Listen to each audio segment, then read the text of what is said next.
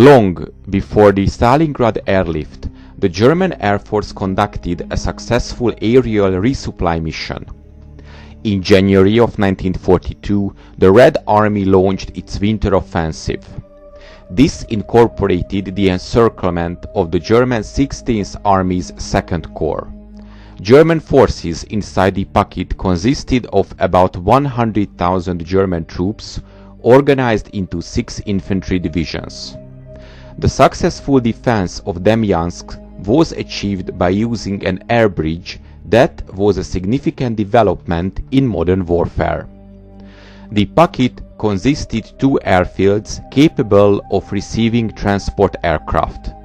In February of 1942, Luftwaffe, so Air Fleet 1, was given the resupply mission and assigned 3 groups of Junkers transport planes as well as some cargo gliders to carry it out. The chief supply officer of the Air Force formed a special air transport staff under the command of Generalmajor Fritz Morzig. The staff consisted of Morzig, 5 officers and 3 enlisted men.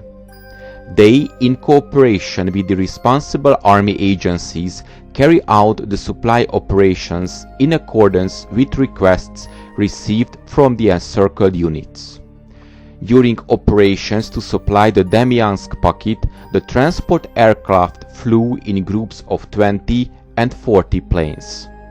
The enemy territory to be crossed was narrow and fighter cover was available throughout the flight and during the takeoff from the airstrip. There were few days on which the airlift was interrupted by snowstorms, ice or fog on the ground. On return flights, the carrying capacity of the aircraft was taxed to the utmost since they were loaded with sick and wounded soldiers, mail and sometimes even with material in need of repair. Although few planes were lost through enemy action, the rate of attrition was very high, requiring constant replacement of the transport planes. Because of increased demands by other sectors of the front and low rate of production, it was even necessary to employ training planes in order to fill the gaps that developed. The operation did use up all of Luftwaffe's transport capacity. From early 1942, more than 64,000 tons of equipment, food, ammunition, clothing, weapons, medical supplies and other material were airlifted into the pocket. 30,500 men were flown in to join the 2nd Corps as replacement or relief troops. The transport units also evacuated 35,400 wounded and sick. To achieve this, more than 32,000 sorties were flown by the transport units. The success of the Luftwaffe convinced German leaders that they could conduct effective airlift operations on the Eastern Front.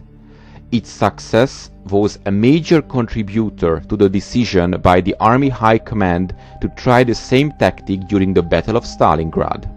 However, the sheer scale of the effort required in Stalingrad, calculated at 750 tons per day, greatly exceeded the Luftwaffe's capacities. The air bridge failed to save the 6th Army.